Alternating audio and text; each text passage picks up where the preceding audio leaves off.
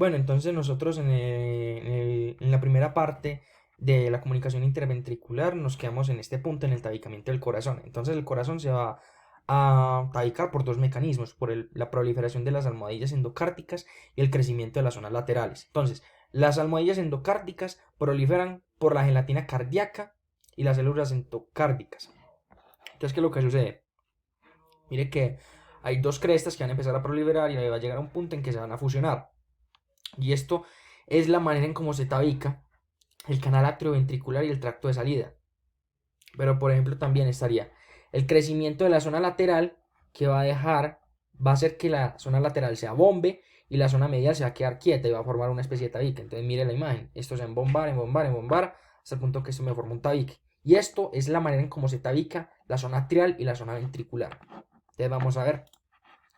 Entonces vamos a empezar con el tabicamiento del canal atrioventricular. Entonces, se forma por una almohadilla endocárdica dorsal y ventral, las cuales se fusionan formando así el conducto auriculoventricular derecho e izquierdo. Si lo quiere más esquemático, véalo aquí. Se van a empezar a fusionar y me forma el derecho y el izquierdo. Listo.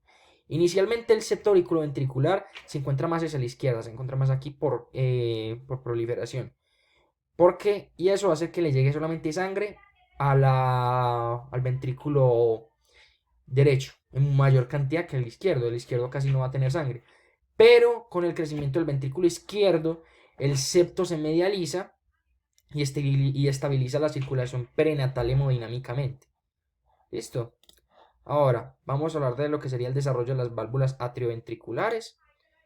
Perdón, esta no es. No, sí, sí es, perdón. Entonces, simplemente las mismas almohadillas que hicieron lo de el conducto auriculoventricular derecho e izquierdo van a proliferar formando las valvas mediales de ambas válvulas auriculoventriculares, ya sea mitral o tricuspidia. Entonces, ¿qué es lo que sucede? Por tanta sangre que llega a los ventrículos, va a generar apoptosis y muerte celular, y esa apoptosis y muerte celular va a hacer que el grosor del miocardio que sea más pequeño, va a descender, va a ser muchísimo más pequeño. Entonces miren aquí paulatinamente, al punto en que me van a formar estos músculos que son muy irregulares, que serían los músculos pectíneos, esto que es los músculos papilares, las cuerdas tendinosas y las valvas de las válvulas auriculoventriculares que faltaban. ¿Listo? Entonces estaría, por ejemplo, las 3 de la mitral, las 2 de la mitral, perdón, y las 3 de la tricuspidia. ¿Listo? Ahora vamos a hablar sobre el taicamiento de la zona atrial. Entonces, hay que poner cuidado en esta parte porque es un poquito enredado, ya que ahorita lo voy a explicar con la imagen, ¿listo? Entonces, inicialmente se da un plegamiento en forma de semiluna hacia abajo de la zona atrial, formando el septum primum. Resulta que cuando llega en la zona baja, el septum primum se abre y se forma el ostium primum, el cual el atrio izquierdo lo sella. Y en la zona de arriba del ostium primum se vuelve a abrir formando el ostium, del septum primum se vuelve a abrir formando el ostium secundum. Después de eso, el atrio derecho, desde arriba hacia abajo, forma el septum secundum y en la zona baja se perfora formando el agujero oval. Ya, eso es lo que sucede. Entonces hagamos el repaso con la imagen para que sea más sencillo recordarlo, porque leyendo la verdad es que uno no aprende nada, hay que verlo con imágenes. Así se estudia anatomía y embriología. Entonces, mire qué es lo que sucede. Va a empezar a crecer esto que es el septum primum, al punto en que se conecta en la parte de abajo y se empieza a perforar. Entonces, miren, va a formar el ostium primum. Y al mismo tiempo no se demora y empieza a formar muerte celular aquí. Porque ya sabemos que en este punto el atrio izquierdo lo va a sellar. Entonces me sella lo que sería el ostium primum y esto no pierde tiempo. Me forma el ostium secundum. ¿Y qué es lo que sucede? Llega el atrio derecho y va a proliferar formando el septum secundum. Entonces acá lo podemos ver desde un ángulo y aquí desde el otro. Entonces miren por ejemplo que aquí se está formando se está sellando se está sellando los tabiques. Entonces mire que aquí está el ostium secundum, se empieza a sellar y va a llegar a un punto en que se va a convertir en lo que es el agujero oval. Y verlo aquí. Y va a actuar ese agujero oval en el feto o en el embrión como una válvula. Y eso es muy importante para la hemodinámica fetal. Ahora, vamos a hablar sobre el tabicamiento de la zona ventricular. O sea, acordémonos que esta zona tenía que tabicarse, también esta se tiene que tabicar. Y de hecho, ahí es donde se va a producir la enfermedad que nosotros estábamos hablando. Entonces, la porción muscular se forma por el mismo crecimiento de las zonas laterales, dejando un septo muscular oblicuo que no sella la cavidad completamente. Entonces, mire que esto no es mentira. Esta parte no se sella.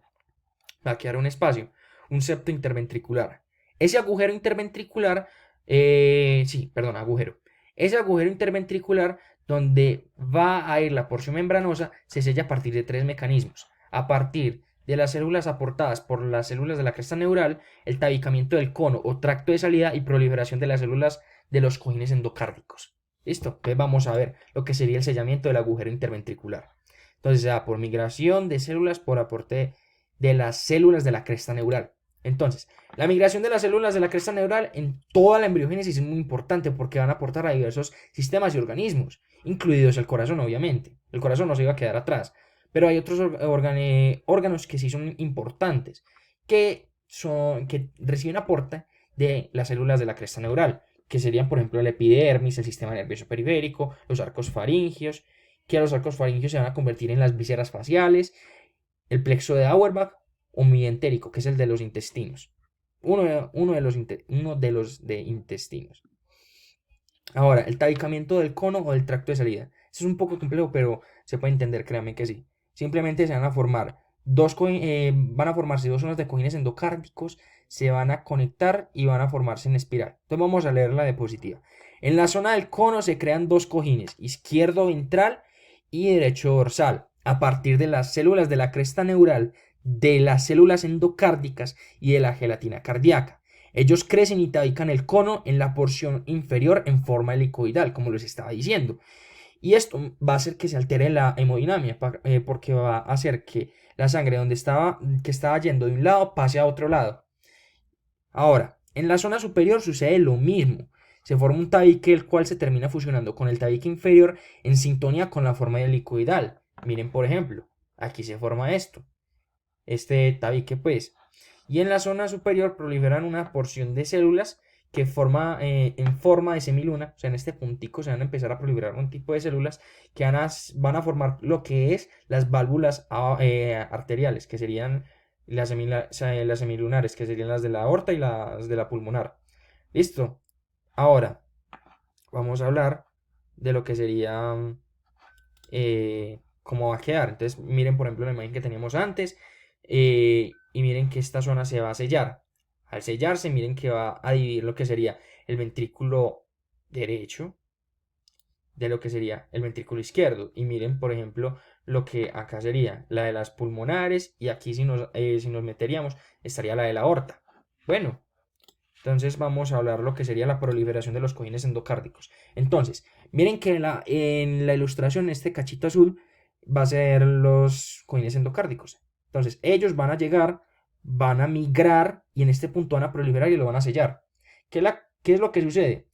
Este proceso de sellar el agujero interventricular es muy demorado. O sea, si para nosotros es difícil entenderlo, para la embriología es muy difícil formarlo. Así de simple. Entonces, esto explica por qué la comunicación interventricular es la cardiopatía más común de todas. Representa un 30% de ellas. Entonces, aquí podemos ver la anatomía normal de un corazón con respecto a la anatomía de un corazón que tiene una comunicación interventricular. Entonces, miren, por ejemplo, está la arteria pulmonar, la arteria aorta, que es muy importante que se dé lo que es el tabicamiento del cono en forma helicoidal, porque si no haría la transposición de grandes vasos. Entonces la pulmonar estaría donde está la aorta y la aorta estaría donde está la pulmonar. Por eso se llama tabicamiento de grandes vasos. Y ahora, por ejemplo, miren, está sellado lo que sería completamente, lo que sería los ventrículos, el ventrículo derecho, el ventrículo izquierdo, estaría sellado lo que es la, la aurícula derecha y lo que sería la aurícula izquierda y lo que sería la aurícula derecha. Pero miren en este punto qué es lo que sucede. Por este simple detalle de que no se da ninguno de esos tres procesos bien, simplemente esto desaparece y la hemodinamia del paciente se afecta completamente. Esto es impresionante. Créanme que sí, porque dependiendo del tamaño del agujero va a generar muchas complicaciones. Si es muy pequeño, casi ninguna. Si es muy grande, muchas. Entonces, vamos a hablar ahora sí de la comunicación interventricular. Entonces, existen cuatro tipos de comunicación interventricular. Entonces, estaría la comunicación interventricular, las comunicaciones interventriculares insignificantes con repercusión hemodinámica escasa.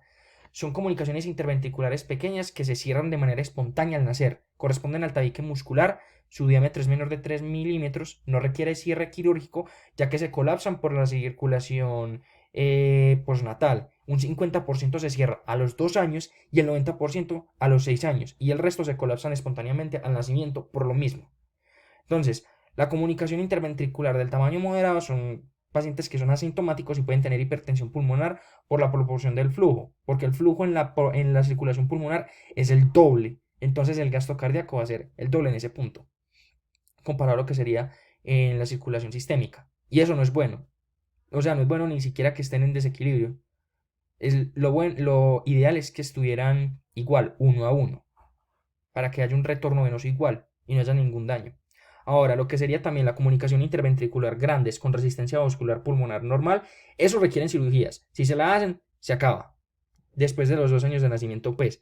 Pero si no hacen la cirugía, pueden desarrollar síntomas como la falta de crecimiento, la taquipnea, la diaforesis, etcétera. Ya. Y lo otro, que sería la condición más grave de la comunicación interventricular, es que es la comunicación interventriculares grandes con enfermedad obstructiva vascular pulmonar.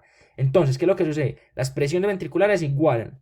Lo normal es que haya más resistencia en la izquierda que en la derecha. ¿Por qué? Porque en la izquierda, al momento del nacimiento, aumenta la presión y el flujo de una manera tremenda al punto de que esa es la circulación sistémica. Entonces, si se iguala en una circulación que no debería ser de mucha resistencia, me va a causar un desequilibrio hemodinámico en el paciente. Y eso es lo que probablemente desarrolle una hipertensión pulmonar irreversible.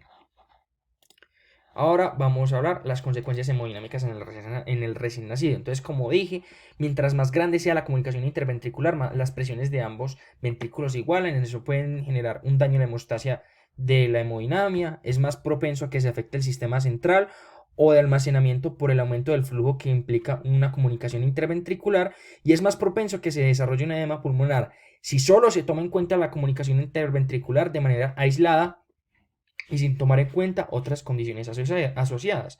Entonces, eso es lo que sucede. Ahora, este es la biografía donde saqué todo. Les agradezco mucho por escucharme. Gracias.